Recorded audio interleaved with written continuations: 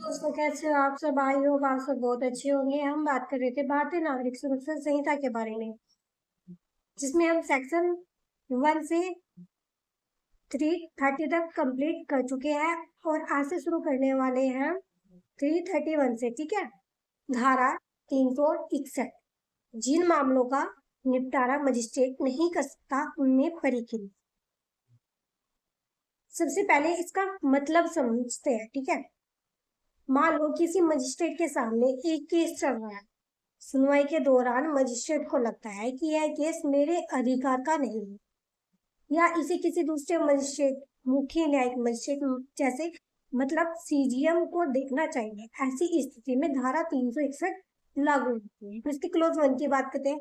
यदि किसी जिले में किसी मजिस्ट्रेट के समक्ष अपराध की किसी जांच या विचारण के दौरान उसे ऐसा साक्ष्य प्रतीत होता है कि उसके आधार पर यह अवधारणा की जा सकती है कि इसमें कहा है कि मजिस्ट्रेट को कब लगेगा कि केस आगे नहीं चलाना चाहिए, उसे मामले का विचारण करने या विचारणार्थ सुपुर्द करने की अधिकारिता नहीं है। पॉइंट ए कहता है इसका कि उसके पास अधिकार नहीं है, मतलब मजिस्ट्रेट कहता है कि इस केस की सुनवाई करने का अधिकार मेरे पास नहीं है। पॉइंट बी, मामला ऐसा है जो जिले के किसी अन्य मजिस्ट्रेट द्वारा विचारित या विचारणार्थ सुपुर्द किया जाना चाहिए। इसका पॉइंट बी कहता है कि मामला किसी दूसरे मजिस्ट्रेट को जाना चाहिए। मजिस्ट्रेट को लगता है यह केस किसी दूसरे मजिस्ट्रेट के पास जाना चाहिए, वही सही व्यक्ति है। अब पॉइंट सी की बात करते हैं। मामले का विचारण मुख्य न्यायिक मजिस्ट्रेट द्वारा किया जाना चाहिए और मामले की ऐसी संक्षिप्त रिपोर्ट सहित जिसमें मामले का स्वरूप स्पष्ट किया गया है। इसका पॉइंट सी कहता है कि मामला मुख्य न्यायिक मजिस्ट्रेट, इसका कहने का मतलब है कि वह कार्रवाई रोक देगा। मामला मुख्य न्यायिक मजिस्ट्रेट सीजीएम द्वारा सुना जाना चाहिए यदि मजिस्ट्रेट को लगे यह केस इतना महत्वपूर्ण है कि इसकी सुनवाई सीजीएम करे। मजिस्ट्रेट एक संक्षिप्त रिपोर्ट बनाएगा जिसमें लिखेगा कि मामला क्या है, क्योंकि उसे लगता है कि यह केस उसके अधिकार का नहीं है, जिस कारण से केस आगे भेजा जा रहा मुख्य न्यायिक मजिस्ट्रेट को या दूसरे मजिस्ट्रेट को जिसे सीजीएम ने अधिकृत किया है। अब बात करते हैं क्लोज 2 के बारे में। यदि वह मजिस्ट्रेट जिसे मामला भेजा गया है ऐसा करने के लिए सशक्त है तो वह निम्न में से कोई कार्य कर सके। पॉइंट ए, सभी विचारण करेगा, वह उस मामले का विचारण सभी कर सकेगा। पॉइंट बी, अधीनस्थ मजिस्ट्रेट को निर्देशित करेगा, वह उस मामले का विचारण करने के लिए अपने अधीनस्थ अधिकारिता वाले मजिस्ट्रेट को निर्देशित करेगा। पॉइंट से अभियुक्त को विचारणार्थ सुपुर्द करेगा, वह अभियुक्त को विचारण के लिए सक्षम न्यायालय को सुपुर्द कर सकेगा। इसमें कहा गया है आप जिस मजिस्ट्रेट के पास केस पहुंचा है उसके पास 3 विकल्प होते हैं। ठीक है। पहले विकल्प में कहता है कि सभी विचारण करेगा, मतलब यदि उसे अधिकार है तो वह कहेगा मैं इस केस की सुनवाई खुद करूंगा और ट्रायल सुन करूंगा। पॉइंट बी कहता है कि अधीनस्थ मजिस्ट्रेट को देगा, मतलब यदि उसे लगे कि उसका अधीनस्थ मजिस्ट्रेट यह केस सुन सकता है तो वह केस अपने अधीनस्थ मजिस्ट्रेट को भेज देगा। ठीक है। और पॉइंट सी कहता है इसके कि अभियुक्त को विचारणा सुपुर्द करेगा, मतलब यदि मामला ऐसे न्यायालय का है जहां ट्रायल होना चाहिए तो अभियुक्त को सक्षम न्यायालय में विचारण के लिए भेज दे। जब किसी मजिस्ट्रेट को लगे कि उसके पास अधिकारिता नहीं है या मामला किसी अन्य मजिस्ट्रेट या मुख्य न्यायिक मजिस्ट्रेट द्वारा विचारण योग्य है तो यह कार्रवाई रोककर रिपोर्ट सहित मामला उचित मजिस्ट्रेट को भेज देगा और वह मजिस्ट्रेट को आगे की कार्रवाई करेगा। ठीक है। इसमें कहा है कि धारा 361 का कहने का मतलब है कि यदि किसी मजिस्ट्रेट के पास किसी मामले की सुनवाई का अधिकार नहीं तो वह कार्रवाई रोककर संक्षिप्त रिपोर्ट सहित मामला सक्षम मजिस्ट्रेट या मुख्य न्यायिक मजिस्ट्रेट को भेज देगा जो आगे उचित कार्रवाई करेगी। ठीक है।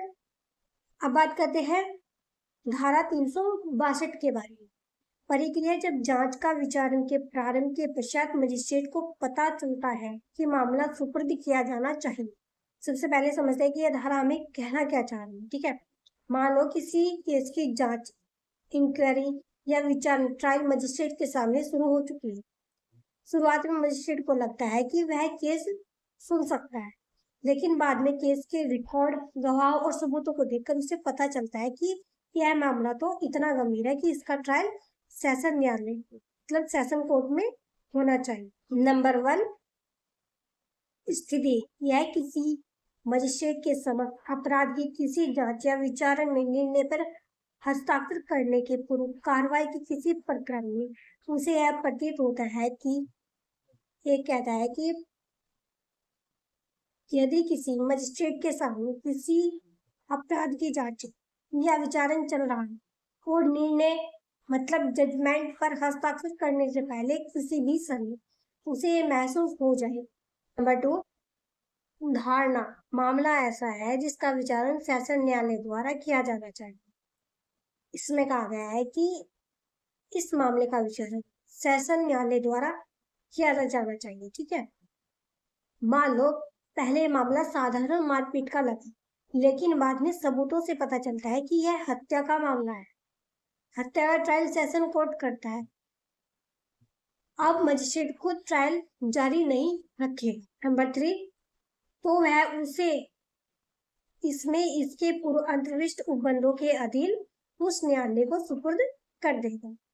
इसमें कहा है कि अब मजिस्ट्रेट खुद फैसला नहीं देगा, केस अपने पास नहीं रखेगा। नंबर 4 और तब अध्याय 19 के उपबंध ऐसी सुपुर्दगी को लागू होंगे। इसमें कहा गया है कि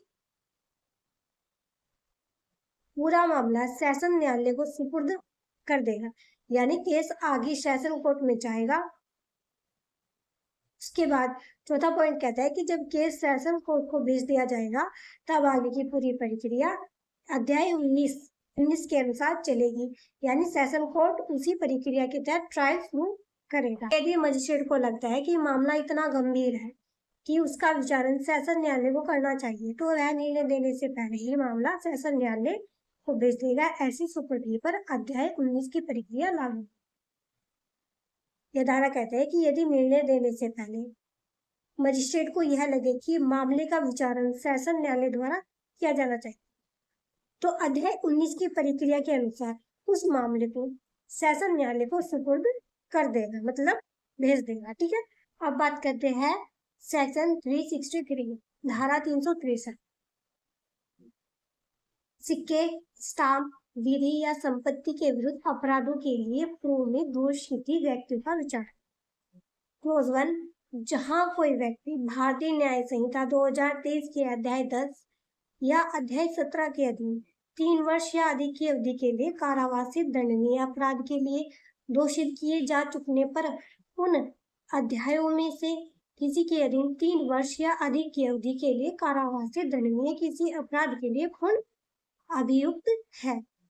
पॉइंट है, पूर्व दोषित अध्याय 10 अध्याय 17 के अधीन 3 वर्ष या अधिक की सजा वाले अपराध में पहले दोषित हो चुका है। इसका क्लोज 1 कहता है कि पहले से दोषित मतलब यदि कोई व्यक्ति पहले से बीएनएस के अध्याय 10 या अध्याय 17 के ऐसे अपराध में 3 वर्ष या उससे अधिक की सजा पा चुका है, जैसे दिखाया गया है। पॉइंट 2 पूर्ण अभियुक्त आरोप उन्हीं अध्यायों के अधीन 3 वर्ष या अधिक की सजा वाले किसी अपराध के लिए फिर से अभियुक्त। इसका पॉइंट 2 कहता है कि मतलब यदि मजिस्ट्रेट को उपलब्ध साक्ष्य से लगता है कि प्रथम दृष्टया आरोपी ने अपराध किया है, यानी शुरुआती सबूत आरोपी के खिलाफ है, दिखाई देते हैं। ठीक है, पॉइंट 4 मजिस्ट्रेट का समाधान।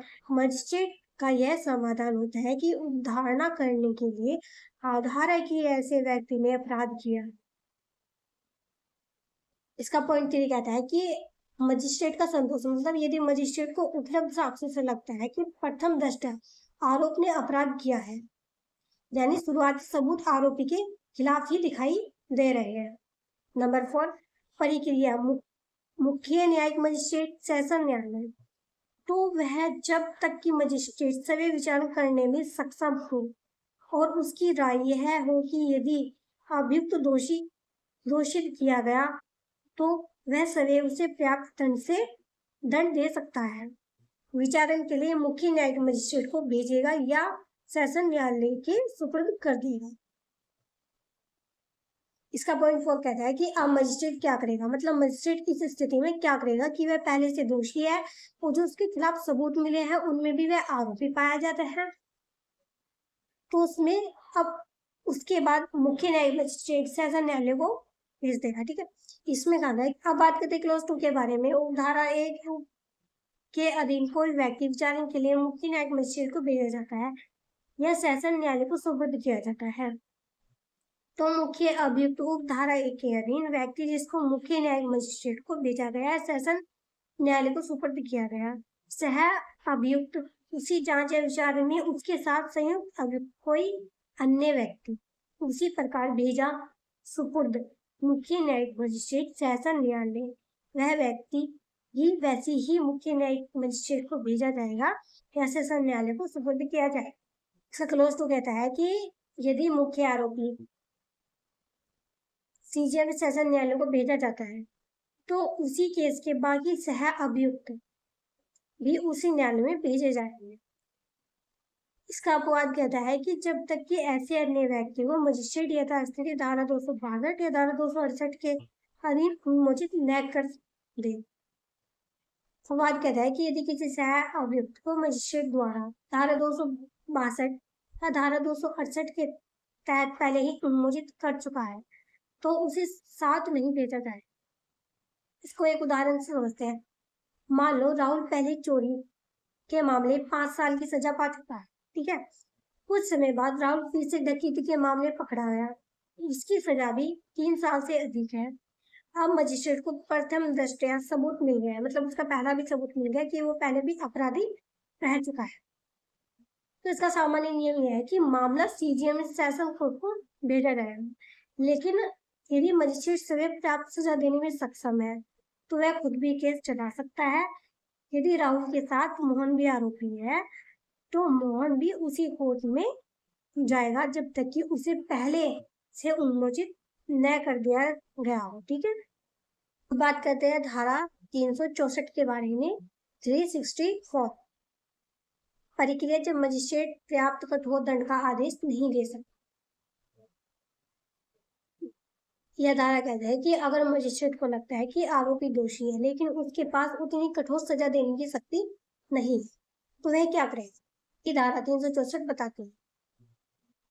अब क्लोज 1 की बात करते हैं। जब कभी अभियोजन और अभियुक्त का साक्ष्य सुनने के पश्चात मजिस्ट्रेट की यह राय है कि अभियुक्त दोषी है और उसे उस प्रकार के दंड से भिन्न प्रकार का दंड या उस दंड से अधिक कठोर दंड जो वह मजिस्ट्रेट देने के लिए सक्षम है दिया जाना चाहिए, या द्वितीय वर्ग मजिस्ट्रेट होते हुए उसकी यह राय है कि अभियुक्त से धारा 125 के अधीन बंधन पत्र या जमानत पर निष्पादित करने की अपेक्षा की जानी चाहिए, तब वह अपनी राय अभिलिखित कर सकेगा और कार्रवाइयों तथा अभियुक्त को मुख्य न्यायिक मजिस्ट्रेट को जिसके वह भेज सके।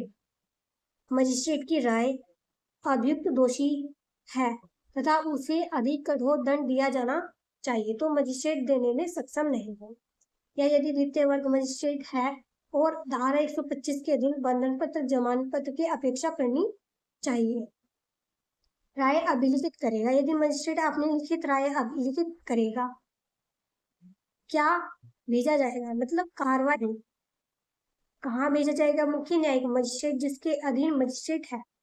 इसका क्लोज 1 कहता है कि सबसे पहले कोर्ट में अभियोजन के साक्ष्य सुने जाते हैं, अभियुक्त के साक्ष्य भी सुने जाते हैं, यानी अब केस लगभग निर्णय की स्थिति में है। ठीक है, मजिस्ट्रेट की राय, अब मजिस्ट्रेट की राय बनती है कि अभियुक्त दोषी है लेकिन उसे ऐसी सजा मिलनी चाहिए जो मजिस्ट्रेट की शक्ति से अधिक। तीसरा पॉइंट कहता है कि यदि द्वितीय श्रेणी सेकंड क्लास मजिस्ट्रेट को लगता है कि आरोपी से धारा 125 बंधन पत्र बॉन्ड या जमानत पत्र लिया जाना चाहिए तो भी वह यह धारा लागू करेगा। ठीक है। इसका चौथा पॉइंट कहता है कि मजिस्ट्रेट क्या करेगा, अपनी राय लिखित रूप में दर्ज करेगा, पूरी कार्रवाई केस रिकॉर्ड और अभियुक्त को मुख्य न्यायिक मजिस्ट्रेट सीजेएम के पास भेज देगा। ठीक है। अब बात करें क्लोज टू के बारे में। जब एक से अधिक अभियुक्त व्यक्तियों का विचारण एक साथ किया जा रहा है और मजिस्ट्रेट ऐसे अभियुक्त में से किसी के बारे में उपधारा 1 के अधीन कार्रवाई करना आवश्यक समझता है, तब वह उन सभी अभियुक्तों को जो उनकी राय में दोषी है मुख्य न्यायिक मजिस्ट्रेट को भेज दे। एक साथ विचारण, एक से अधिक अभियुक्तों का विचारण एक साथ हो। इसका क्लोज टू कहता है कि यदि एक से अधिक आरोपी हो, मान लो एक केस में 3 आरोपी हैं, यदि मजिस्ट्रेट को लगता है कि इनमें से किसी एक के लिए धारा 364 लागू करनी पड़ेगी, तो वह केवल उसी एक को नहीं बल्कि सभी दोषी अभियुक्तों को मुख्य न्यायिक मजिस्ट्रेट के पास भेज देगा। ठीक है। बात करते हैं क्लोज 3 के बारे में। यदि मुख्य न्यायिक मजिस्ट्रेट जिसके पास कार्रवाइयां भेजी जाती है ठीक समझता है तो पक्षकारों की परीक्षा कर सकेगा और किसी साक्षी को जो पहले ही मामले में साक्ष्य दे चुका है उन बुला सकता है और उसकी परीक्षा कर सकता है और कोई अतिरिक्त साक्ष्य मांग सकेगा और ले सकेगा। मामले में ऐसा निर्णय दंडादेश या आदेश देगा जो वह ठीक समझता है और जो विधि के अनुसार है। इसका क्लोज 3 कहता है कि अब मामला मुख्य न्यायिक मजिस्ट्रेट सीजेएम के पास पहुंच गया। सीजेएम के पास कई शक्तियां होती हैं। पहले पक्षकारों की फिर से परीक्षा कर सकता है, यदि आवश्यक लगे तो अभियोजक और बचाव पक्ष से दोबारा पूछताछ कर सकता है। दूसरा, गवाह को दोबारा बुला सकता है, जो गवाह पहले बयान दे चुका है उसे फिर से बुलाकर पूछताछ कर सकता है। तीसरी है कि अतिरिक्त साक्ष्य मांग सकता है, यदि कोई और सबूत जरूरी लगे तो उसी भी मांग सकता है। ठीक है। और चौथा है कि अंतिम निर्णय देगा। इसके बाद सीजेएम वही निर्णय या सजा आदेश देगा जो उसे उचित लगे और जो कानून के अनुसार सही है। ठीक है। जैसे यहाँ पे आपको इमेज के द्वारा दिखाया गया है। ठीक है। पक्षकारों की परीक्षा करेगा, उनसे फिर से पूछताछ करेगा, पहले साक्ष्य दे चुके साक्ष्य को पुनः बुला सकता है, देखो फिर से बुलाया गया है, उसकी पूर्ण परीक्षा कर सकता है, फिर से उसकी परीक्षा की जाएगी, अतिरिक्त साक्ष्य मांग सकेगा और ले सकेगा, उससे दोबारा कोई और साक्ष्य जो उसको लगे कि जरूरी है वह दोबारा मांग सकता है। ऐसा निर्णय दंडादेश या आदेश दे, फिर उसके बाद वह आदेश सुनाएंगे जो वह ठीक समझता है और जो विधि के अनुसार है वही सजा उनको दी जाएगी। ठीक है।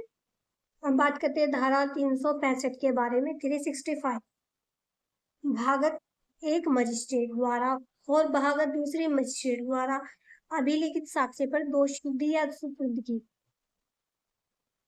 यह धारा कहती है कि कई बार केस चल रहा होता है और बीच में जज मजिस्ट्रेट का ट्रांसफर या रिटायरमेंट, प्रमोशन या अन्य कारण से बदल जाता है। तो इसके क्लोज 1 की बात करें, जब कभी किसी जांच या विचार में साक्ष्य को पूर्णत या भागत सुनने और अभिलिखित करने के पश्चात कोई न्यायाधीश मजिस्ट्रेट उसमें अधिकारिता का प्रयोग नहीं कर सकता है और कोई अन्य न्यायाधीश या मजिस्ट्रेट जिसे ऐसी अधिकारिता और जो उसका प्रयोग करता है उसका उत्तरवर्ती हो जाता है, तो ऐसा उत्तरवर्ती न्यायाधीश या मजिस्ट्रेट अपने पूर्ववर्ती द्वारा ऐसे अभिलिखित या भागत अपने पूर्ववर्ती द्वारा अभिलिखित और भागत अपने द्वारा अभिलिखित साक्ष्य पर कार्य कर सकता है। तो इसका क्लोज 1 कहता है कि मजिस्ट्रेट, मान लीजिए पहले मजिस्ट्रेट ने गवाहों के बयान सुने, उन्हें लिया, एविडेंस रिकॉर्ड किया, लेकिन फैसला देने से पहले वह किसी कारण से केस नहीं सुन सकता है, या तो ट्रांसफर हो गया, रिटायर हो गया, प्रमोशन हो गया, छुट्टी या मृत्यु आदि इनमें से कुछ भी हो गया। इसका दूसरा पॉइंट कहता है कि न्याय मजिस्ट्रेट, अब दूसरा मजिस्ट्रेट उस कोर्ट में आ गया, इसे उत्तरवर्ती मजिस्ट्रेट कहते हैं। ये रहा। ठीक है। तीसरा पॉइंट कहता है कि नया मजिस्ट्रेट फिर से अब रिकॉर्ड करेगा, वह पहले मजिस्ट्रेट द्वारा रिकॉर्ड किए गए साक्ष्यों पर ही आगे की कार्रवाई कर सकता है। यदि कुछ गवाही पहले मजिस्ट्रेट ने लिखी थी और बाकी नए मजिस्ट्रेट ने लिखी, तब भी दोनों रिकॉर्ड मिलाकर उसी आधार पर फैसला दे सकता है। ठीक है। चौथा पॉइंट कहता है कि गवाह को दोबारा कब बुलाया जाएगा, यदि नए मजिस्ट्रेट को लगे कि न्याय के हित में किसी गवाह से दोबारा पूछताछ जरूरी है तो वह उस गवाह को फिर से बुला सकता है, उसे अतिरिक्त परीक्षा, पृथ्वी परीक्षा, पूर्ण परीक्षा करवाई जा सकती है, फिर गवाह को जाने दिया जाएगा। ठीक है, अब बात करते हैं क्लोज टू के बारे में। जब कोई मामला एक न्यायाधीश से दूसरे न्यायाधीश को या एक मजिस्ट्रेट से दूसरे मजिस्ट्रेट को इस संहिता के उल्लंघन के अधीन अंतरित किया जाता है, तब उपधारा 1 के अर्थ में पूर्व कथित मजिस्ट्रेट के बारे में समझा जाएगा कि वह उसमें अधिकारता का प्रयोग नहीं कर सकता है और पश्चात कथित मजिस्ट्रेट उसका उत्तरवर्ती हो गया है। इसका क्लोज टू कहता है कि यदि केस ट्रांसफर हो जाए, यदि मामला एक मजिस्ट्रेट से दूसरे मजिस्ट्रेट या एक जज से दूसरे जज को कानून के अनुसार ट्रांसफर कर दिया जाता है, तो पहले वाले मजिस्ट्रेट को ऐसा माना जाएगा कि वह उसके पास अधिकार नहीं है और नया मजिस्ट्रेट उसका उत्तरवर्ती माना जाएगा। अब क्लोज 3 की बात करते हैं। इस धारा की कोई बात संक्षिप्त विचारणों या उन मामलों पर लागू होती है जिनमें कार्रवाइयों धारा 361 के अधीन रोक दी गई है या जिनमें कार्रवाई वरिष्ठ मजिस्ट्रेट को धारा 364 के अधीन भेज दी गई है। इसका क्लोज 3 कहता है किन मामलों में यह धारा लागू नहीं होगी। यह धारा 3 प्रकार के मामलों पर लागू नहीं होगी। पहला, रूप में एक मजिस्ट्रेट और आंशिक रूप से दूसरे मजिस्ट्रेट द्वारा दर्ज हो सकता है। दूसरा, उत्तरवर्ती मजिस्ट्रेट समस्त अभिलिखित साक्ष्य पर कार्रवाई कर सकता है। तीसरा, आवश्यक होने पर साक्ष्य को पुनः बुलाया जा सकता है। क्लोज 3 कहता है कि किन मामलों में यह धारा लागू नहीं होगी। यह धारा 3 प्रकार के मामलों में लागू नहीं। पहला, संक्षिप्त विचारण, समरी ट्रायल, छोटे मामलों की त्वरित सुनवाई में यह धारा लागू नहीं होती है। दूसरा है 361 वाले मामले, जहां मजिस्ट्रेट ने कार्रवाई रोककर मामला दूसरे सक्षम मजिस्ट्रेट या सीजेएम को भेज दिया हो। तीसरा है कि धारा 364 वाले मामले में जहां मजिस्ट्रेट ने पर्याप्त सजा देने की शक्ति न होने के कारण मामला मुख्य न्यायिक मजिस्ट्रेट मतलब सीजेएम को भेज दिया है। ठीक है, अब बात करते हैं सेक्शन 366 न्यायालयों का खुला होना। क्लोज 1, वह स्थान जिसमें कोई दंड न्यायालय किसी अपराध की जांच या विचारण के प्रयोजन से बैठता है, खुला न्यायालय समझा जाए, जिसमें जनता साधारण प्रवेश कर सकेगी, जहां तक कि सुविधा पूर्वक वे उसमें समा सके। परंतु यदि पीठासीन न्यायाधीश मजिस्ट्रेट ठीक समझता है तो किसी वरिष्ठ मामले की जांच या विचारण के किसी प्रक्रम में आदेश दे सकेगा कि जनसाधारण या कोई विशेष व्यक्ति उस कमरे में या भवन में जो न्यायालय द्वारा प्रयोग में लाया जा रहा है न तो प्रवेश करेगा, न होगा और न रहेगा। ठीक है, इसका क्लोज 1 कहता है कि खुला न्यायालय मतलब जहां कोई आपराधिक न्यायालय किसी मामले की जांच या विचारण करता है, वह स्थान खुला न्यायालय माना जाएगा, जैसे दिखाया रहा है यहाँ पे। इसका मतलब होता है कि सामान्य जनता कोर्ट में आ सकती है और कार्रवाई देख सकती है, लेकिन उतने ही लोग प्रवेश करेंगे जितने आराम से वहां बैठ सके। ठीक है, न्यायाधीश की शक्तियां क्या होती है। ऐसी स्थिति में पीठासीन न्यायाधीश या मजिस्ट्रेट आदेश दे सकता है कि कोई व्यक्ति अंदर प्रवेश नहीं करेगा, अंदर मौजूद व्यक्ति बाहर जाएगा या किसी विशेष व्यक्ति को भी अंदर रहने की अनुमति नहीं होगी। मतलब आवश्यकता पड़ने पर कोर्ट को अस्थायी रूप से जनता के लिए बंद किया जा सकता है। अब बात करें क्लोज 2 के बारे में। उपधारा 1 में किसी बात के होते हुए भी भारतीय न्याय संहिता 2023 की धारा 64, 70, 71 के अधीन बलात्कार या किसी अपराध का लैंगिक अपराधों के बालकों का संरक्षण अधिनियम 2012 की धारा 4, 6, 8, 10 के अधीन अपराधों की जांच या उनका विचारण बंद कमरे में किया जाए। इसका क्लोज 2 कहता है कि कुछ अपराध इतने संवेदनशील होते हैं कि उनकी सुनवाई हमेशा बंद कमरे में होगी। भारतीय न्याय संहिता के अनुसार जो ये सेक्शन बताया गया है, इनके अंतर्गत जो भी अपराध आते हैं उनकी सुनवाई बंद कमरे में होगी। जो लैंगिक अपराधों से बालकों का संरक्षण अधिनियम 2012 के अंतर्गत 4, 6, 8, 10 के अंतर्गत जो भी अपराध आते हैं उनकी सुनवाई बंद कमरे में की जाएगी। ठीक है, अब सवाल ये उठता है, क्या कोई अंदर आ सकता है? हाँ, यदि न्यायाधीश उचित समझे या किसी प्रकार की ओर से आवेदन किया जाए तो न्यायाधीश किसी विशेष व्यक्ति को अंदर आने की अनुमति दे सकता है। जैसे माता पिता, अभिभावक, वकील, जो भी सहायक व्यक्ति होते हैं उस केस में वे अंदर आ सकते हैं यदि मजिस्ट्रेट इजाजत दे। 14 पॉइंट कहता है कि महिला जहां तक संभव हो ऐसे मामलों की सुनवाई महिला न्यायाधीश या महिला मजिस्ट्रेट द्वारा की जाएगी। ठीक है। क्लोज 3, जहां धारा 2 के अधीन कोई कार्रवाई की जाती है वहां किसी व्यक्ति के लिए किसी ऐसी कार्रवाई के संबंध में किसी बात को न्यायालय की पूर्व अनुज्ञा के बिना मुद्रित या प्रकाशित करना विधिपूर्ण नहीं होगा, परंतु बलात्कार के अपराध के संबंध में विचारण कार्रवाइयों के मुद्रण या प्रकाशन में पाबंदी पक्षकारों के नाम पते की गोपनीयता को बनाए रखने के अधीन हटाई जा सकेगी। इसका क्लोज 3 कहता है, क्या कोई पत्रकार या व्यक्ति उसकी जानकारी अखबार, टीवी, सोशल मीडिया पर प्रकाशित कर सकता है? इसमें नहीं कर सकता है। कोर्ट की पूर्व अनुमति के बिना ऐसी कार्रवाई को छापना, प्रकाशित करना कानूनी रूप से अनुमति नहीं है। ठीक है। इसके अपवाद में कहा गया है कि यदि मामला बलात्कार का है तो न्यायालय अनुमति दे सकता है कि कार्रवाई प्रकाशित की जाए, लेकिन एक शर्त होगी, पीड़ित और संबंधित पक्षों की पहचान गुप्त रखी जाएगी, यानी नाम नहीं बताया जाएगा, पता नहीं बताया जाएगा, पहचान उजागर नहीं की जाएगी। ठीक है।